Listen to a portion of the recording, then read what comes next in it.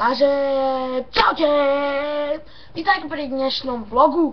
Budeme sa rozprávať o tom, ako ste sa mali cez víkend a čo ste robili. Ja som bol v sobotu s kamarátom, aj s učiteľkou, aj s ostatnými kamarátmi. Sme boli na túre. Proste sme tam aj opekali špekačiky, potom sme behali po vode a v lese a tak.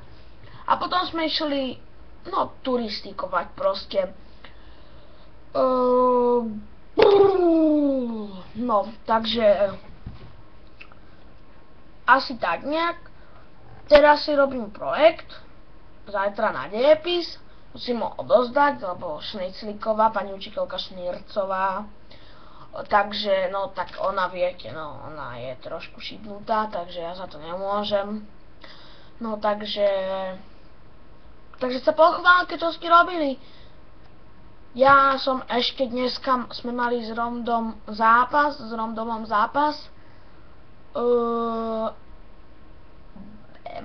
proti Dubravke, Bčku, tak sme prehrali 1-0. Ale ja som nedostal ani jeden gól a ten druhý brankár dostal tiež jeden, takže to nevadí.